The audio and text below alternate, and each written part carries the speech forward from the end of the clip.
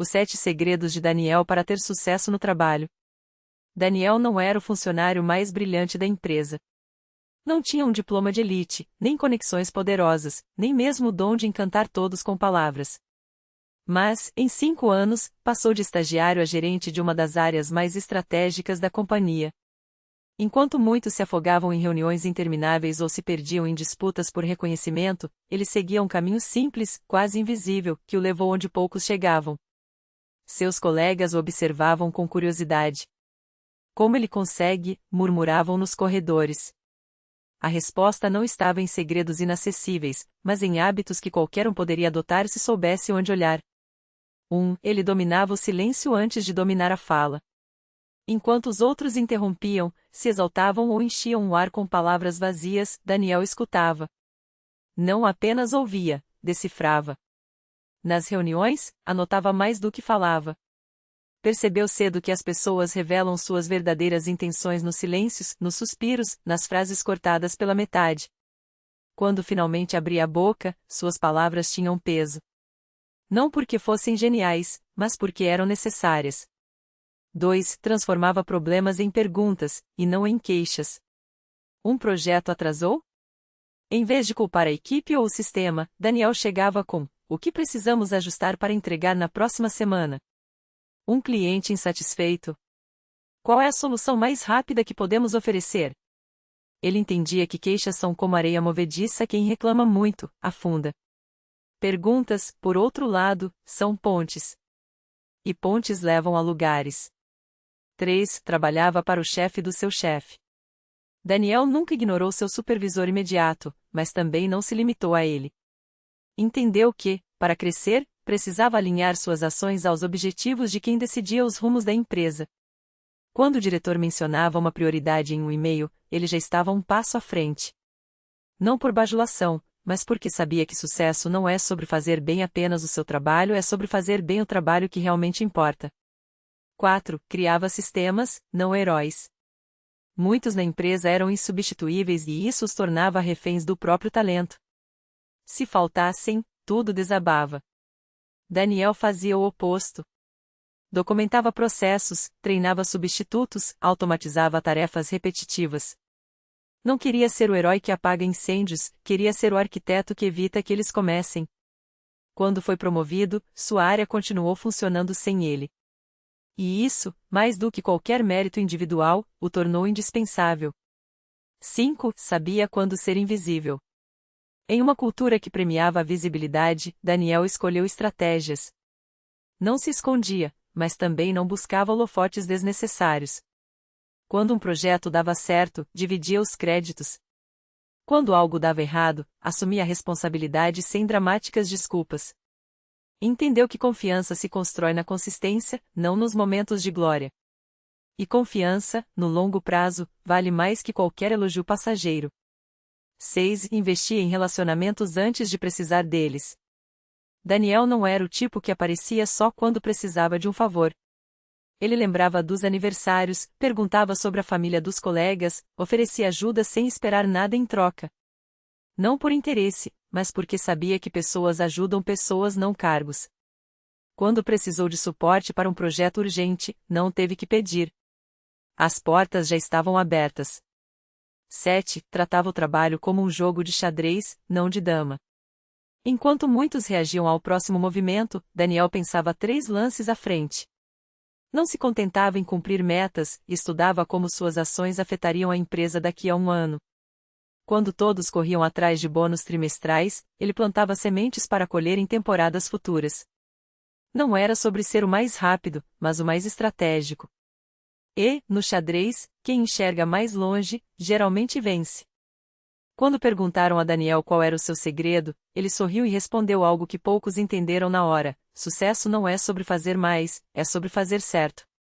E fazer certo é, quase sempre, fazer diferente. Então voltou para sua mesa, onde um novo desafio já o esperava e ele, como sempre, estava preparado.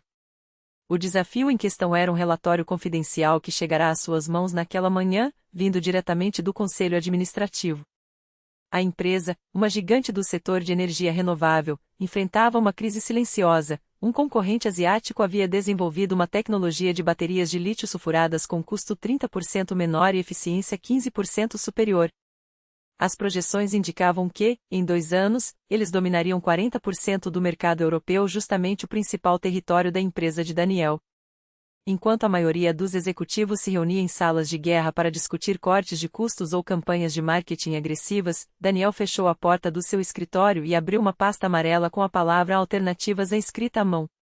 Dentro, não havia planilhas de Excel nem apresentações em PowerPoint, mas sim uma lista de nomes: 3 cientistas de universidades menores, um engenheiro aposentado da NASA e uma startup israelense que trabalhava com algas geneticamente modificadas para armazenamento de energia. Ele não queria competir no mesmo tabuleiro. Queria mudar o jogo. Naquela noite, em vez de jantar com clientes como de costume, Daniel pegou um voo noturno para Tel Aviv.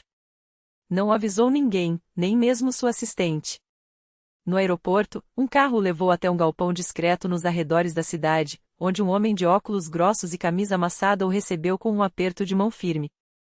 Você é mais novo do que eu imaginava, disse o cientista, Eli Haas, enquanto destrancava a porta de um laboratório improvisado.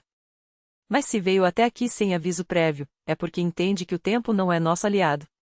Dentro do espaço iluminado por luzes frias, tanques transparentes borbulhavam com um líquido esverdeado.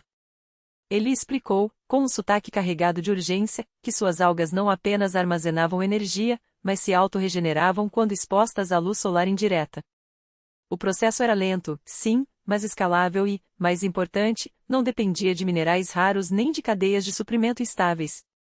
O problema é que ninguém quer investir em algo que demora 5 anos para dar retorno, admitiu Eli, passando a mão pelos cabelos grisalhos.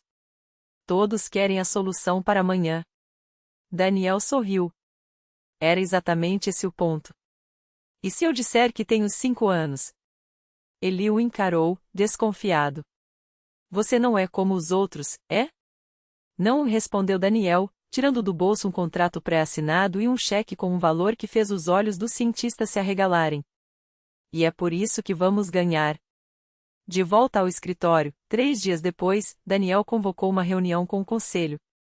Não mencionou Israel, nem algas, nem contratos secretos.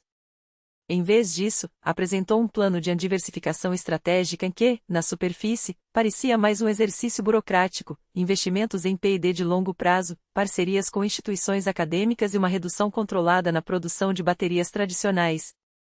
Estamos perdendo terreno, argumentou um dos diretores, batendo a caneta na mesa. Precisamos reagir agora. Reagir é o que eles esperam que façamos, disse Daniel, calmamente. Correr atrás do prejuízo, gastar recursos em uma guerra de preços que não podemos vencer.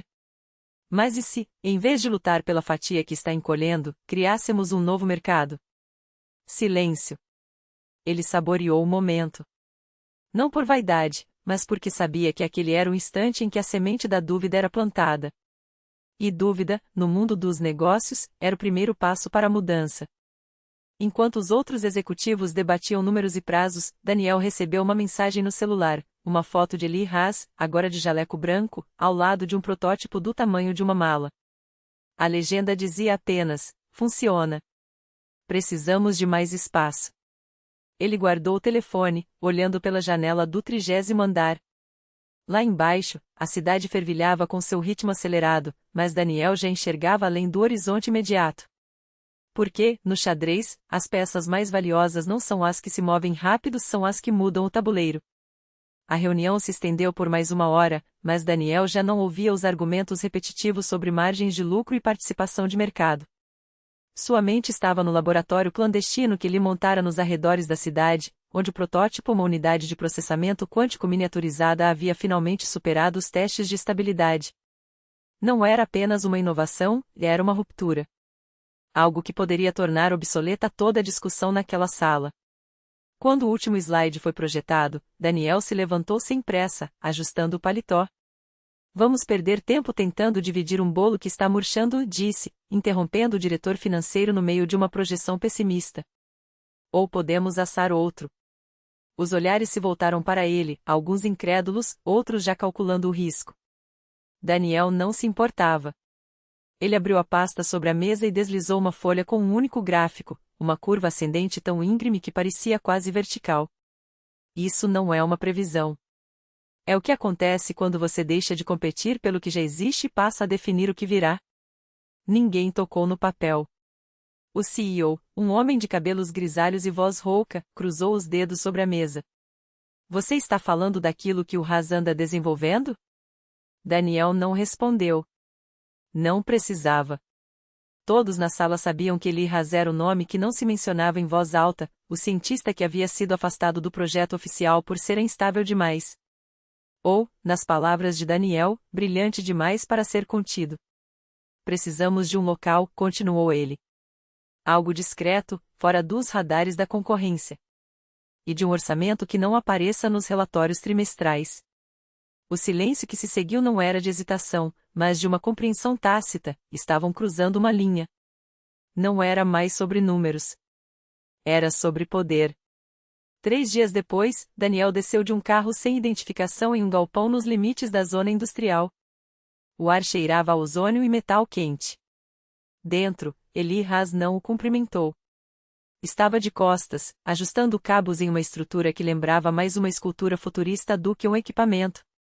As paredes estavam cobertas por equações rabiscadas com giz, algumas riscadas com violência, outras circundadas por pontos de exclamação. Você trouxe? Perguntou Eli, sem se virar. Daniel jogou um envelope sobre a bancada. Dentro, chaves e um endereço, um antigo centro de pesquisa abandonado, propriedade de uma subsidiária fantasma. É isolado. E tem geradores próprios. Eli finalmente se virou, os olhos injetados de uma excitação que beirava a febre. Não é suficiente. Daniel não se surpreendeu. Ele conhecia aquele olhar o mesmo que precedera o colapso do projeto anterior, quando Eli havia queimado 3 transformadores em uma semana tentando estabilizar um campo de contenção. O que você precisa? Mais energia do que esse lugar pode fornecer. E tempo. Se dermos certo, não vai importar quem está nos caçando.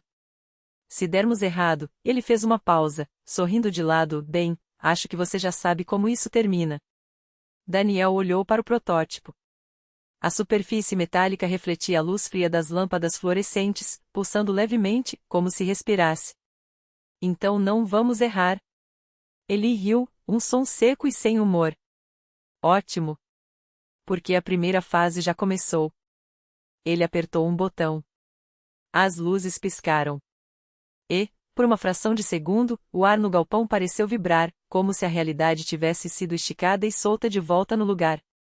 Daniel não perguntou o que havia acontecido. Não queria saber. Algumas coisas, uma vez postas em movimento, não podiam mais ser controladas, só direcionadas. E ele já havia escolhido para onde apontar. O protótipo emitiu um zumbido baixo, quase subliminar, como o ronco de um motor distante sob a água. As paredes do galpão, antes sólidas e opacas, ganharam um brilho esverdeado, como se algo além delas estivesse tentando se infiltrar. Daniel sentiu o peso do silêncio, aquele tipo de quietude que precede uma tempestade ou um erro irreparável. Eli se afastou da consola, os dedos ainda trêmulos pelo feedback do sistema. Não era medo, pelo menos não o tipo que ele admitiria. Era antecipação de algo que não podia ser desfeito. A primeira onda já está lá fora, murmurou, mais para si mesmo do que para Daniel.